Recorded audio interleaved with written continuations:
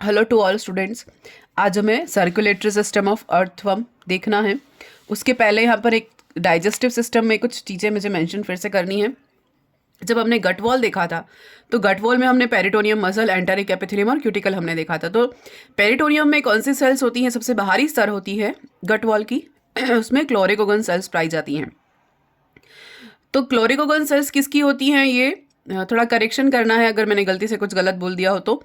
ये लीवर के समान फंक्शन करती हैं, यानी कि इसका फंक्शन अभी तक विवादास्पद है पूरी तरह से ज्ञात नहीं है कि इसको क्या माने, लेकिन ये जो फंक्शन जो कंप्लीट करती हैं वो क्या है? रिजर्व फूड को स्टोर करना है, ये इसका फंक्शन है। यानी जो फूड है उसको स्टोर करना है, जो बचा हुआ खाना है भोजन संचित करने का कार्य करती हैं। दूसरा, प्रोटीन का डीएमिनेशन करती हैं। ये क्या करेंगी? क्लोरिकोगन सेल्स प्रोटीन का डीएमिनेशन करेंगी, अमोनिया से यूरिया बनाने का काम करेंगी, अमोनिया से यूरिया फॉर्मेशन का काम करेंगी, यानी एक्सक्रीशन का काम करती हैं। तो उत्सर्जन का कार्य पूछे तो क्लोरिकोगन सेल हम लिख सकते हैं। प्रोटीन का डीएमिनेशन करना पूछे तो क्लोरिकोगन सेल्स लिख सकते हैं, और अमोनिया से यूरिया फॉर्मेशन का कार्य पूछे तो भी क्लोरिकोगन सेल हम लिख सकते हैं। तो ये लीवर की तरह फंक्शन करता है, क्योंकि हमारे बॉडी में लीवर का यही फंक्शन होता है, इसलिए हम क्लोरिकोगन सेल्स को लीवर कंसिडर कर सकते हैं। लेकिन बुक में ऐसा लिखा हुआ नहीं है, बुक में से स्पेसिफाई कार्य लिखे हुए हैं और इसका कार्य विवादास्पद माना गया है, लेकिन ये इंपॉर्टेंट है और पूछा जाता है। बस यही था, बाकी तो सब चीज़ें सेम हैं। पेरिटोनियम हो गया, फिर मसल्स होती हैं, इनवॉलेंट्री मसल्स होती हैं, अनस्ट्रक्चर्ड होती हैं, और सर्कुलर मसल्स फाइबर्स प्रेजेंट होते हैं, लॉन्गिट्यूडिनल मसल्स प्रेजेंट होते हैं जिसके कारण ये मूव कर पाता है। कॉलमनर सेल्स प्रेजेंट होती हैं, क्यूटिकल प्रेजेंट होती है कहाँ पर? गिजार्ड में, ताकि ये मैस्टिकेट कर सके फूड को। तो ये हमने फिजियोलॉजी और ये कंप्लीट हमने देख लिया था। और अगर इसको लॉन्ग लगता है तो मैं एक शॉर्ट में एक और इससे भी छोटा एक और वीडियो बना देंगे जो सिर्फ याद करने के लिए हो, रिवीजन के फॉर्म में लास्ट में। अभी सर्कुलेटरी सिस्टम देखते हैं कैसा होता है। अब यहाँ देखिए, एनीलीड जो है उसके पहले तक किसी फाइलम में हमें क्लोज्ड ब्लड सर्कुलेटरी सिस्टम नहीं मिला है, वस्कुलर सिस्टम। और एनीलीड के बाद जो फाइलम आता है जिसे हम ऑर्थ्रोपोड कहते हैं, उसमें भी क्लोज्ड नहीं मिलता। तो ये यूनिक फीचर है, सिर्फ एनीलिडा में पाया जाता है, यानी इनवर्टिब्रेट्स फाइलम की बात करें तो। इनमें बंद प्रकार का वस्कुलर सिस्टम या संवहन तंत्र पाया जाता है, जिसमें क्या होगा? कंसिस्टिंग ऑफ ब्लड वेसल्स और कैपिलरीज। जिसमें क्या पाया जाता है? ब्लड वेसल्स भी होती हैं और कैपिलरीज भी पाई जाती हैं। अब ब्लड में क्या होता है? Blood compose of fluid plasma, यानी प्लाज्मा प्रेजेंट होगा, कलरलेस होगा, और कार्पल्स प्रेजेंट होती हैं, कार्पल सेल्स प्रेजेंट होंगी, यानी कि कार्पल सेल्स यानी रक्त बिंबाणु कह सकते हैं। और इनकी फिजियोलॉजिकली देखें तो physiologically comparable to the leucocytes to the vertebrates, यानी कि ये कलरलेस है, इसीलिए इसको किसके समान माना गया है? वर्टिब्रेट्स के ल्यूकोसाइट्स या श्वेत रक्त कणिकाओं के समान माना जाता है। फिर इनमें लाल रंग कहाँ से आता है? तो रेड रेस्पिरेटरी पिगमेंट प्रेजेंट होता है। कौन सा? हीमोग्लोबिन, जिसको हम इरिथ्रोक्रोवोनिन भी कहते हैं, इरिथ्रोक्रोवोनिन या haemoglobin. Occurs dissolved in plasma, plasma में घुला हुआ रहता है। Gives red colour to the blood, रक्त को लाल रंग प्रदान करेगा। And aids in transportation of oxygen for respiration. तो इसका काम क्या है सभी जानते हैं, ब्लड में या ब्लड के साथ ऑक्सीजन को बियर करना या ट्रांसपोर्ट करना, ये इसका फंक्शन रहेगा। नेक्स्ट अब है ब्लड वेसल्स। ब्लड वेसल्स में बी कन्वीनियंटली ग्रुप्ड इनटू 3, इसको 3 पार्ट में बांटा है ब्लड वेसल्स को। एक होती है लॉन्गिट्यूडिनल ब्लड वेसल्स, एक होती है लैटरल और एक होती है इंटेस्टाइनल। तीनों के बारे में शॉर्ट में देखते हैं।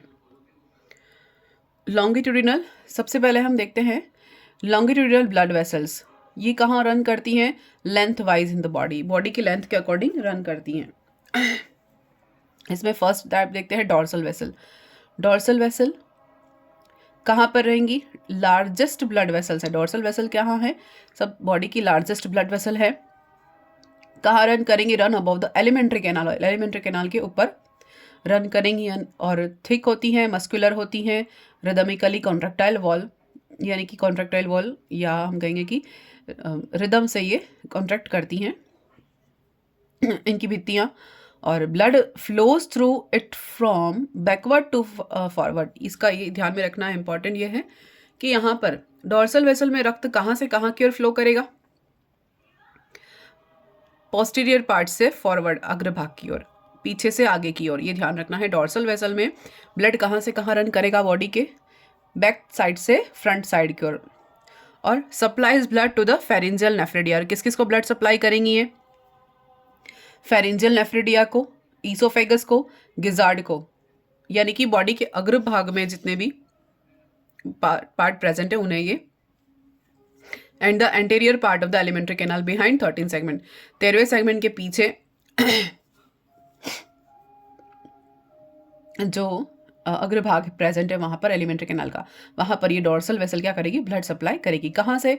बॉडी के पोस्टीरियर पार्ट से एंटीरियर पार्ट की ओर। फिर दूसरा देखते हैं वेंट्रल वेसल। वेंट्रल वेसल को अधर भी कहते हैं, अधर वाहिनी। ये क्या करेगी? Blood flows through these vessel anterior to posterior part, यानी अग्रभाग से पश्च भाग की ओर, या पश्च डायरेक्शन की ओर, डायरेक्शन भी यूज कर सकते हैं वर्ड, पिछले आगे वाले भाग से पीछे वाले भाग की ओर ये दिशा में, डायरेक्शन में ब्लड फ्लोज कराती है। फिर लेटरल इसोफेजियल वेसल, तीसरा क्या है? इसका पार्ट है, लॉन्गिट्यूडिनल का ही पार्ट हम पढ़ रहे हैं, लेटरल इसोफेजियल वेसल। कहाँ से कहाँ की ओर? फर्स्ट सेगमेंट से 13वें सेगमेंट तक रहती है, लेफ्ट टू राइट और राइट टू लेफ्ट दोनों पर ये ब्लड फ्लो कराती है। पार्श्व इसोफेजियल वेसल कह सकते हैं। सब न्यूरल वेसल दूसरा है, सब न्यूरल वेसल, ये इसको बी, ये सी डी ई। अब ये देखते हैं सब न्यूरल वेसल, ये आफ्टर और बिहाइंड 14 सेगमेंट, यानी कि 14वें खंड के बाद से शुरू हो जाती है। फिर सुप्रा इसोफेजियल ब्लड वेसल, ये 9 to 13 सेगमेंट पर चलती हैं। फिर लेटरल और ट्रांसवर्स ब्लड वेसल,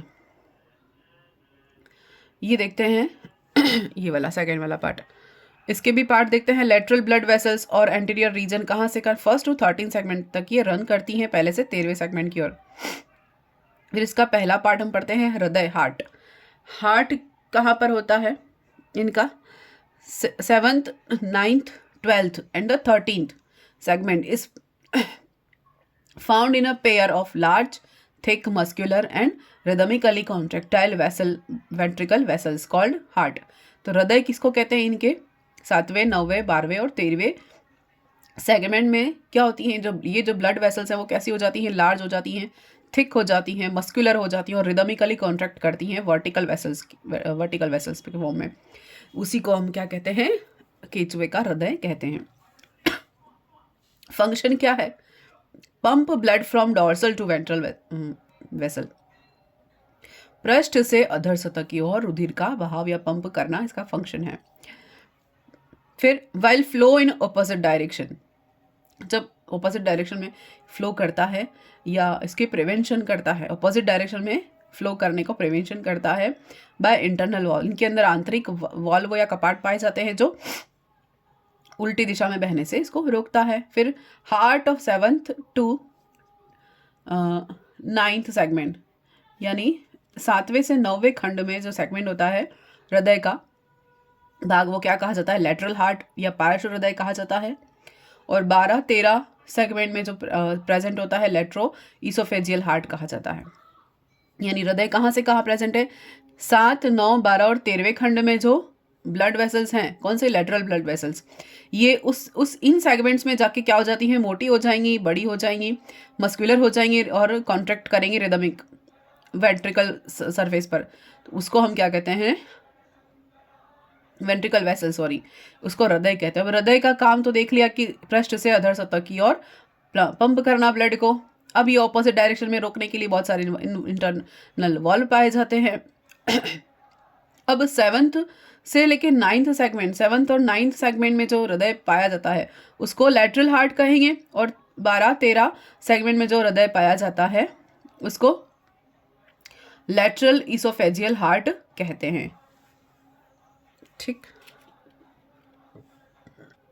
अब देखते हैं lateral vessel of intestinal region, यानी आंतरिक क्षेत्र में लेटरल वेसल्स जो कहाँ होती है 13वें सेगमेंट के बाद। अभी तक हमने देखा वो 13वें सेगमेंट तक ही था। ये लेटरल ब्लड वेसल्स या एंटीरियर रीजन 1 से 13 खंड तक। अब ये क्या देख रहे हैं, इंटेस्टाइनल रीजन। लेटरल वेसल कहाँ की, इंटेस्टाइनल रीजन के लेटरल वेसल्स जो कहाँ से शुरू हो रही है, 13वें सेगमेंट के पीछे से शुरू होंगे। इसका पहला पार्ट है वेंट्रोटैग्यूमेंट्री।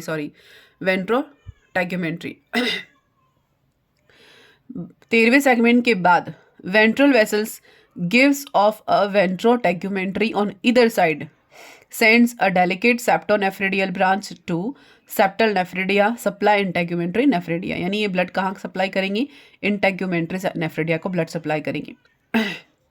कहाँ पे, 13वें सेगमेंट के पीछे।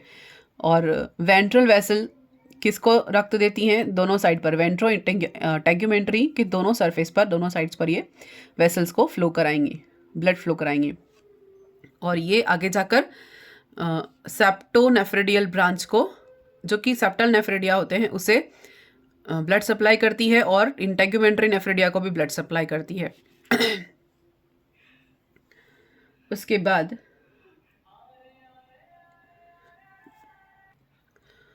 बाद है कमिश्रल वेसल या संघाई भी कहते हैं इसको, कमिश्रल। 13वें सेगमेंट के बाद हर खंड में, ईच सेगमेंट में इन वेसल्स का एक पेयर होता है। 13वें सेगमेंट के बाद इन वेसल्स का, कमिश्रल वेसल्स का एक एक जोड़ी प्रेजेंट होता है। ये वेसल्स क्या करती हैं, अपनी अपनी ओर के सेप्टम की पश्च सतह के ऊपर चली जाती हैं और runs upward along the posterior face of the septum और रुधिर को अधोतंत्रिका वाहिनी से डॉर्सल वेसल में धकेलती हैं। तो इतना इनफ है कि ये कमिश्रल कहाँ रन करेंगी 13वें सेगमेंट के बाद, और run upward along the posterior face of septum. फिर ये रुधिर किसको देती हैं, डोर्सो या डोर्सल वाहिनी में ब्लड को देती है। फिर डोर्सो इंटेस्टाइनल नेक्स्ट है। डोर्सो इंटेस्टाइनल किसको ब्लड सप्लाई करेगी, इन intestinal reason 2 pairs of these vessels in each segment convey blood from intestinal wall to dorsal vessel। यानी कि क्या करेंगे, इंटेस्टाइनल रीजन से 2 जोड़ी होती हैं हर सेगमेंट में, और ब्लड किसको, intestinal wall to dorsal vessels को ये ब्लड सप्लाई करेंगे। फिर ventro intestinal, single median ventro intestinal यानी अधर सतह वाली इंटेस्टाइनल वेसल जो है वो ईच सेगमेंट को, कहाँ के, इंटेस्टाइनल रीजन के हर सेगमेंट को, carries blood from ventral vessel to intestinal wall, यानी अधर सतह से इंटेस्टाइनल रीजन के हर पार्ट को ये क्या करेंगी, इंटेस्टाइनल वॉल तक ब्लड सप्लाई करेंगी। वेंट्रल सरफेस वाली, डॉर्सल सरफेस वाली, डॉर्सल सरफेस में ब्लड सप्लाई करेंगी। फिर इंटेस्टाइनल प्लेक्सस, इंटेस्टाइनल प्लेक्सस क्या है, many blood capillaries arranged in 2 networks. बहुत सारी ब्लड कैपिलरीज क्या करती हैं, एक दूसरे से कनेक्टेड रहती हैं और नेटवर्क फॉर्मेशन करती हैं। इतना इनफ है। अब देखते हैं सर्कुलेशन ऑफ ब्लड। तो इसके मैंने फ्लो चार्ट से ये डायग्राम जो है उससे ही बता रखा है, लिखा नहीं है क्योंकि टू लेंदी, बहुत लेंदी हो जाता है। तो डॉर्सल वेसल, वेंट्रल वेसल, यहाँ से हम समझेंगे अभी। यहाँ देखते हैं ब्लड कहाँ से कहाँ की ओर फ्लो करता है। सबसे पहले डॉर्सल वेसल किसको, एक तो गिजार्ड को ब्लड सप्लाई कर रही है, यहाँ से डायरेक्टली ये लेटरल इसोफेजियल हार्ट जो 12 और 13वां सेगमेंट है उसको, हृदय का 12-13 सेगमेंट को। फिर यहाँ से लेटरल हार्ट 7वें और 9, यानी ये हृदय को दे रही है। डॉर्सल वेसल रुधिर किसको दे रही है, गिजार्ड को दे रही है। 9वें और 7वें खंड वाले हृदय को दे रही है, और 12वें और 13वें खंड वाले हृदय को दे रही है। और फिर डायरेक्टली किसको दे रही है, ये फेरिंग्स, इसोफेगस, फेरिंजियल नेफ्रिडिया को भी दे रही है। फेरिंग्स, इसोफेगस और फेरिंजियल नेफ्रिडिया को भी ब्लड सप्लाई कर रही डायरेक्टली यहाँ से। तो ये हमने देख लिया। उसके बाद ये इनडायरेक्टली कहाँ दे रहे हैं, गिजार्ड से कहाँ जा रहा है ब्लड, सुप्रा इसोफेजियल में। सुप्रा इसोफेजियल से कहाँ जा रहा है, ये वापस से 12वें और 13वें खंड में जा रहा है। फिर ये फेरिंजियल नेफ्रिडिया ब्लड किसको दे रहा है, लेटरल इसोफेगस को। लेटरल इसोफेगस फिर ब्लड किसको दे रहा है, एंटीरियर लूप बनाएगा, और एंटीरियर लूप से फिर ये भी सुप्राइसोफेजियल को ब्लड देगा। यहाँ से ये रिंग वेसल्स बनाएंगी, ये रिंग वेसल भी इसको देंगे सुप्राइसोफेजियल को ब्लड। तो ये वाला फ्लो चार्ट यहाँ पे फिनिश हो रहा है। डॉर्सल से कहाँ जा रहा है हमने देख लिया सब, और ये सब मिलकर कहाँ वेंट्रल सरफेस या वेंट्रल वेसल्स को ब्लड सप्लाई करेंगे। अब यहाँ से देखते हैं वेंट्रल वेसल किस किस को ब्लड सप्लाई कर रही है। ये वाला क्लियर हो गया। एक गिजार्ड, एक 7वें 9वें हृदय, 12वां और 13वां हृदय, और फेरेंजियल नेफ्रेडिया को, और बस डायरेक्टली तो इसी को दे रहे हो, और फिर वाया वाया यहाँ से यहाँ तक जा रहा है। फिर यहाँ से देखते हैं, पहला तो यहाँ से शुरू करते हैं वेंट्रो इंटेस्टाइनल को ये ब्लड। वेंट्रल सरफेस या वेंट्रल वेसल है वो वेंट्रो इंटेस्टाइनल रीजन को ही देगी, तो ये वेंट्रो इंटेस्टाइनल रीजन को ब्लड दे रही है। दूसरा कहाँ दे रही है, ये पोस्टीरियर बॉडी वॉल नेफ्रेडिया को दे रही है। फिर डायरेक्टली इसको दे रही है वेंट्रो टैग्यूमेंट्री वेसल दे रही है यहाँ पर ब्लड। तो डायरेक्टली तो हमने देख लिया ventro tegumentary vessel, posterior body wall nephridia और वेंट्रो इंटेस्टाइनल। उसके बाद आगे देखते हैं वेंट्रो इंटेस्टाइनल वॉल को, फिर डोर्सो इंटेस्टाइनल को, और यहाँ पर ये डोर्सो वेसल्स को। तो इस तरह से यहाँ से इस तरह से ब्लड फ्लो करेगा। फिर पोस्टीरियर बॉडी नेफ्रेडिया से कहाँ जाएगा, कमिशर वेसल में जाएगा। कमिशर वेसल किसको ब्लड देगा, सेप्टो इंटेस्टाइनल को। सेप्टो इंटेस्टाइनल भी किसको देगा, इंटेस्टाइनल वॉल को, और ये भी डोर्सो वेंट्रल से डोर्सो इंटेस्टाइन से होता हुआ डोर्सल वेसल में ब्लड चला जाएगा। अब यहाँ से देखते हैं पोस्टीरियर और किसको देगा, सब न्यूरल को। सब न्यूरल किसको दे रहा है, वापस कमिशर को। कमिशर से यहाँ पर सेप्टो इंटेस्टाइनल और डोर्सो इंटेस्टाइनल, फिर डोर्सल वेसल। उसके बाद यहाँ देखते हैं वेंट्रल टैग्यूमेंट, ये किसको ब्लड दे रहा है,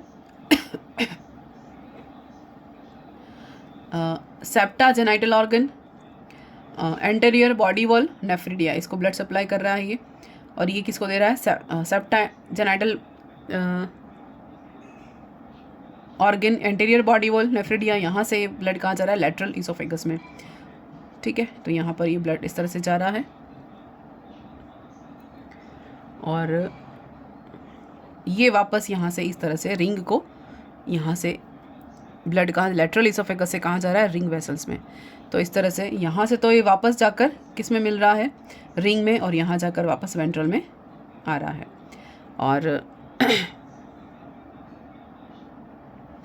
तो ये था अपना फेरेटिमा का ब्लड सर्कुलेटरी सिस्टम का पाथ। ये पूरा फ्लो चार्ट बना रखा है। इजी है, टफ़ नहीं है, दिखता टफ़ है, लेकिन ये एग्ज़ाम में क्वेश्चन के फॉर्म में पूछा जाए, लेकिन ये भी नहीं पूछा जाता, यूनिवर्सिटी एग्ज़ाम्स में नहीं पूछा जाता, लेकिन और कॉम्पिटिटिव एग्ज़ाम में भी इतना डीप नहीं पूछते, पर फिर भी टॉपिक को छोड़ना नहीं है, तो मैंने सब कुछ यहाँ पर मेंशन कर दिया। इसके बाद कौन सा सिस्टम है, ब्लड ग्लैंड्स। अब इसमें यूनिक फीचर है ब्लड ग्लैंड्स का पाया जाना। दूसरे वीडियो में हम एक्सक्रीटरी सिस्टम देखेंगे। ब्लड ग्लैंड्स क्या होती हैं, बॉडी के 4th, 5th और 6th सेगमेंट में फॉलिकुलर बॉडीज़ पाई जाती हैं। ये फॉलिकुलर बॉडीज़ क्या करती हैं, किसके ऊपर रहती हैं, फेरेंजियल मास के ऊपर प्रेजेंट रहती हैं, और ये कनेक्टेड विथ सलाइवरी ग्लैंड्स। किससे कनेक्टेड होती हैं, ब्लड ग्लैंड्स सलाइवरी ग्लैंड से कनेक्टेड होती हैं या फेरेंजियल ग्लैंड से कनेक्टेड होती है। तो इनको फॉलिकुलर बॉडीज़ को क्या कह सकते हैं, और रेड कलर बॉडीज़ भी कहते हैं। तो ये यूनिक फीचर है जो इसमें पाया जाता है, किसमें, अर्थवर्म के अंदर ब्लड ग्लैंड्स का पाया जाना, और कहीं अभी तक तो नहीं देखा। अब नेक्स्ट शुरू करेंगे एक्सक्रीटरी सिस्टम और नेफ्रेडियल सिस्टम। ये भी इम्पॉर्टेंट है क्योंकि ये भी 3 होते हैं, देखा था हमने, फेरेंजियल है, इंटेगुमेंट्री है, सेप्टल है। ये कंप्लीट नहीं हुआ है सिलोमिक फ्लूइड, जितना है उतना देख लेते हैं कंटिन्यूटी में। चलिए, जितना किया है उतना देख लेते हैं। According to location in the body 3 types of nephridia are present. इनका ओरिजिन कैसा होता है, एक्टोडर्मल। ये पूछ सकते हैं कि इनकी उत्पत्ति कैसे होती है, एक्टोडर्मल ओरिजिन होता है। तो पहला है फेरेंजियल नेफ्रेडिया, बहुत इंपॉर्टेंट है, ग्रसनीय नेफ्रेडिया भी कहते हैं। Pharyngeal nephridia occurs on either side of pharynx, pharynx के दोनों तरफ होती हैं, और इसोफेगस के दोनों तरफ होती हैं। और इसोफेगस फेरिंग्स कौन से सेगमेंट में होते हैं, 4, 5 और 6 सेगमेंट में प्रेजेंट होते हैं। तो और इनमें नेफ्रोस्टोम्स का अभाव होता है, इसमें नेफ्रोस्टोम्स या वृक्क मुख नहीं पाए जाते हैं। कॉइल्ड होते हैं, बहुत सारी इसमें ब्रांच्ड होती हैं नेफ्रेडिया की, और दे आर एंट्रोनेफ्रिक। ये कैसे होते हैं? एंट्रोनेफ्रिक प्रकार के या आंत्रवृक्कीय प्रकार के होते हैं, एंट्रोनेफ्रिक प्रकार के होते हैं, क्योंकि ये ईसोफेगस वाले रीजन में और फेरिंग्स वाले रीजन में ब्लड सप्लाई यहाँ से ये एक्सक्रीशन करेंगे, एक्सक्रीटरी मटेरियल को निकालेंगे। फिर दूसरा है इंटेग्यूमेंट्री नेफ्रेडिया। इंटेग्यूमेंट्री इसको हिंदी में हम कहते हैं अध्यावरणी वृक्क भी कहते हैं। इंटेग्यूमेंट्री यानी ये कहाँ पर हमने पहले भी देखा था कि पूरी बॉडी में होते हैं, सबसे लार्जेस्ट होते हैं, बहुत सारे माइन्यूट पोर्स प्रेजेंट होते हैं पूरी बॉडी में। तो integumentary nephridia lie scattered on the entire body, inner और partially surface of the body wall in the each segment, हर सेगमेंट में प्रेजेंट होते हैं। सॉरी, ये पैराइटल सरफेस लिखा है, sorry, parietal surface of the body wall in the each segment except first two, पहले दो खंडों को छोड़कर सारे खंडों में प्रेजेंट होता है। कितने नेफ्रेडिया होते हैं? 200 से 250 नेफ्रेडिया इन ईच सेगमेंट, 200 से 250 नेफ्रेडिया हर सेगमेंट में प्रेजेंट होते हैं। But in the segment of clitellum, clitellum में इनकी यानी 14th to 16th सेगमेंट जो होता है क्लाइटेलम का, उसमें इनके जो नंबर हैं वो कितने हो जाते हैं? इंक्रीज हो जाते हैं। कितने हो जाते हैं? 2000 तक हो जाते हैं। और इसी कारण इसको क्या कहते हैं? Most important forest of nephridia कहते हैं, forest of nephridia, forest of nephridia, nephridia का जंगल। कहाँ पर? क्लाइटेलम में। क्यों? क्योंकि यहाँ पर 2000 तक क्या होते हैं? नेफ्रेडिया प्रेजेंट होते हैं। कौन से नेफ्रेडिया? इंटेग्यूमेंट्री। और बाकी सारे सेगमेंट में कितने होते हैं? 200 से 250। किन को छोड़कर? फर्स्ट 2 सेगमेंट को छोड़कर बाकी पूरी बॉडी में होते हैं। और क्लाइटेलम वाले रीजन में बहुत सारे होते हैं, 2000 तक इनकी संख्या देखी गई है। अब ये कैसे होते हैं? माइक्रोस्कोपिक होते हैं, वी लाइक इनका शेप होता है। और ये एक्सोनेफ्रिक है। कौन से हैं ये एक्सोनेफ्रिक कहे जाएंगे, जबकि ये कैसे हैं? एंट्रोनेफ्रिक कहे जाते हैं। यानी बहिर्वृक्क की मतलब डायरेक्टली इनका जो एक्सक्रीशन है डायरेक्टली कहाँ छोड़ा जाता है? बॉडी के बाहर, इसलिए इनको एक्सोनेफ्रिक कहते हैं।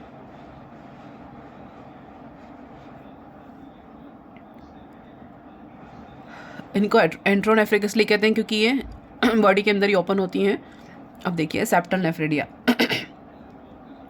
लार्जेस्ट नेफ्रेडिया है septal nephridia, attached to intersegmental septum behind 15th segment, यानी कि 15वें खंड के पीछे। प्रत्येक इंटरसेप्टल सेप्टम की दोनों सतहों पर चिपके हुए पाए जाते हैं। कौन? Septal nephridia. इसमें 3 पार्ट है स्ट्रक्चरली देखे तो। पहला नेफ्रोस्टोम, दूसरा है बॉडी ऑफ नेफ्रेडियम, तीसरा है टर्मिनल डक्ट। नेफ्रोस्टोम यानी क्या होता है? नेफ्रॉन्स का या नेफ्रेडिया का माउथ स्टोम कैसा होता है? सिलेटेड फनल लाइक होता है। फिर बॉडी ऑफ नेफ्रेडियम क्या होता है? शॉर्ट, नैरो और सिलेटेड होती है। टर्मिनल डक्ट यानी कि नेफ्रेडियम जो बॉडी होती है उसका एंड कहाँ होता है? शॉर्ट और नैरो डक्ट में इसका एंड होता है, इसलिए इसको टर्मिनल डक्ट कहते हैं। तो इससे ज़्यादा ज़रूरी नहीं है, इतना ही इनफ है। क्वेश्चन ऐसे ही आते हैं कि इंटेग्यूमेंट्री नेफ्रेडिया कितने टाइप के होते हैं, या नेफ्रेडिया कितने टाइप के होते हैं? 3 टाइप के होते हैं। कौन से सेगमेंट में कौन सा नेफ्रेडिया प्रेजेंट होता है? ये तो पूरी बॉडी में पाए जाएंगे, ये 4, 5 और 6 में पाए जाएंगे, और ये 15 सेगमेंट के बाद पाए जाएंगे। सेप्टल कहाँ पाए जाएंगे? 15वें खंड के बाद से शुरू होंगे। तो ये इतना इनफ है हमारे लिए। उसके बाद है coelomic fluid. Physiology of excretion, excretion की उत्सर्जन की कार्य की देखते हैं। ये कैसे हैं? एक्वेटिक ऑलिगोकिट एक्सक्रीट अमोनिया, जलीय ऑलिगोकिट अमोनिया का उत्सर्जन करते हैं, और स्थलीय जो है वो यूरिया का उत्सर्जन करते हैं, जैसे कि अर्थवर्म। और इनमें septal nephridia eliminate excretory material from coelomic fluid. देह गुहा से जो उत्सर्जी मटेरियल है वो कौन अलग करेगा? सेप्टल नेफ्रेडिया अलग करेंगे। इंटेग्यूमेंट्री नेफ्रेडिया क्या करेंगे? एक्सोनेफ्रिक होते हैं, और फेरिंजियल नेफ्रिडिया क्या होते हैं, फेरिंजियल और सेप्टल क्या होते हैं, एंडोनेफ्रिक होते हैं। तो ये एक्सोनेफ्रिक है और ये दोनों कैसे हैं, एंडोनेफ्रिक होते हैं या एंट्रोनेफ्रिक होते हैं। उसके बाद अर्थवर्म आर लेस यूरियोटैलिक, ये कुछ मात्रा में यूरिया उत्सर्जन करते हैं, जैसे कि 40% और 20% अमोनिया उत्सर्जन करते हैं और 40% एमिनो एसिड का उत्सर्जन करते हैं। तो ये कभी कुछ यूरियोटैलिक भी कहे जाते हैं और अमोनोटैलिक भी कहे जाते हैं, क्योंकि 20% ही अमोनिया है, इसलिए इसको अमोनोटैलिक हम कम ही कंसिडर करेंगे। अब देखते हैं रेस्पिरेशन, जो कि छोटा सा है। रेस्पिरेशन कैसा होता है, इनमें क्यूटेनस रेस्पिरेशन होता है, क्योंकि ये बॉडी सरफेस से जो म्यूकस वाली लेयर होती है बॉडी की, उससे मॉइस्ट सरफेस से क्या करते हैं, रेस्पिरेशन करते हैं। By diffusion method, gaseous exchange का जो मेथड है वो कैसा है, डिफ्यूजन प्रोसेस है। Through the general body surface gaseous exchange, intake of oxygen and giving out of CO2 take place between blood capillaries. तो ये इनका जो रेस्पिरेशन है वो क्या कहा जाएगा, क्यूटेनस रेस्पिरेशन कहा जाएगा। फिर नर्वस सिस्टम हम अगले उसमें देखेंगे, अगले वीडियो में देखेंगे। एक बीच में हमारा कुछ रह गया था, सिलोमिक फ्लूइड वाला टॉपिक हमारा मिस हो गया है, वो देख लेते हैं। सिलोमिक फ्लूइड देहगुए द्रव इम्पॉर्टेंट है, क्योंकि इसमें बहुत सारी सेल्स प्रेजेंट है, जो कि बहुत इंपॉर्टेंट है, जैसे क्लोरिकोगन है, म्यूकोसाइट्स हैं। अब सिलोमिक फ्लूइड जो होता है वो किससे भरा होता है, एल्केलाइन, कलरलेस या मिल्की सिलोमिक फ्लूइड होता है। Coelom is filled with alkaline, colourless and milky coelomic fluid containing water, salt and some proteins. ठीक है, फिर पहला है, इसमें कौन कौन सी सेल डिपॉजिट रहती हैं। फर्स्ट तो अपने पास है फेगोसाइट्स 4 प्रकार की ग्रैन्यूल्स प्रेजेंट होती हैं। पहली फेगोसाइट्स लार्जेस्ट नंबर में होती हैं, न्यूमरस होती हैं, और सबसे बड़ी भी होती है, न्यूमरस बहुत सारी भी होंगी, और इनमें न्यूक्लिएटेड अमीबॉइड कार्पल्स प्रेजेंट होती हैं। ये इनको फेगोसाइट्स भी कहते हैं। ये डाइजेस्ट करती हैं किसको, बैक्टीरिया का डाइजेशन करती हैं, और यानी कि फेगोसाइट्स होती हैं ये। फिर mucocytes are elongated cells each having a broad fan like process attached to a narrow nucleated body. जो म्यूकोसाइट्स होती हैं लंबी कोशिकाएं होती हैं, प्रत्येक में क्या होती है, एक चौड़े फेन के समान प्रवर्ध होता है, जो आगे जाकर सक्रिय केंद्रक कोशिका से जुड़ जाता है। थर्ड है सर्कुलेटेड न्यूक्लिएटेड सेल। ये क्या होती है, सिलोमिक फ्लूइड में लगभग 10% तो सर्कुलर केंद्रीकृत या इसको न्यूक्लिएटेड कहेंगे ब्लड कार्पल्स प्रेजेंट होती हैं, और इनमें भी क्या प्रोजेक्शन निकले रहते हैं, ब्लड कणिकाओं के समान ये होती हैं, ब्लड कणिकाओं के ब्लड कार्पल्स के समान ये होती हैं। और इनमें जो साइटोप्लाज्म पाया जाता है वो कैसा होता है, जीव द्रव्य स्वच्छ होता है।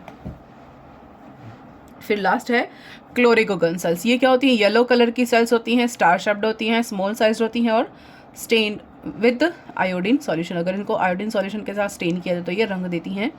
फिर they are suppose to be excretory in function removing product from coelomic fluid. तो ये हमने अभी भी देखा था वीडियो शुरू करने के पहले कि क्या करेंगे, उत्सर्जन का कार्य करेंगे, सिलोमिक फ्लूइड से वेस्ट प्रोडक्ट को रिमूव करेंगे। और इनका फंक्शन देख लेते हैं क्या होता है। Function locomotion by turgescence. Coelomic fluid का फंक्शन यानी कि स्फीति उत्पन्न करके प्रचलन में सहायक होता है। तो सिलोमिक फ्लूइड ही क्या बनाता है, ये स्केलेटन बनाता है, हाइड्रोलाइटिक जो मूवमेंट होती है जिसके कारण ये हाइड्रोस्टैटिक या हाइड्रोलिक स्केलेटन बनाता है, जिसके कारण ये बॉडी आगे मूव कर पाती है। तो एक स्फीति प्रदान करता है, एक टर्गिडिटी प्रदान करता है, जिसके कारण एनिमल आगे कॉन्ट्रैक्ट करके मूव कर पाता है। फिर दूसरा फंक्शन देखें सिलोमिक फ्लूइड का, फूड को डिस्ट्रीब्यूट करने के लिए, फूड को डिस्ट्रीब्यूशन ऑफ डाइजेस्टेड फूड। फिर हेल्प इन रेस्पिरेशन में हेल्प करता है सिलोमिक फ्लूइड से, ऑक्सीजन का और CO2 का जो आदान प्रदान करना है वो। इसके बाद प्रोटेक्ट इंटरनल ऑर्गन्स, आंतरिक अंगों की रक्षा करता है कवरिंग करके। और chloragogen cells excrete undigested material. Chloragogen cell क्या करती हैं, इसी में डिपॉजिट होती हैं, तो ये उत्सर्जित पदार्थों को शरीर से बाहर निकालने में हेल्प करती है। तो इसके फंक्शन यहाँ पर हमने देख लिए। और केचुए की कुछ स्पेशीज़ में क्या होता है, ल्यूमिनेसेंस प्रेजेंट होता है, यानी कि कुछ संदीप्ति वाले भी होते हैं। कुछ कॉकरोच यानी ल्यूमिनेसेंस यानी कि लाइट एमिट करने वाले अर्थवर्म भी होते हैं। तो ये हमने यहाँ पर लगभग सारी फिजियोलॉजी, सिर्फ नर्वस सिस्टम ड्यू है, रिप्रोडक्शन सिस्टम ड्यू है, लाइफ साइकिल ड्यू है। आगे हम नेक्स्ट वीडियो में देखेंगे। धन्यवाद।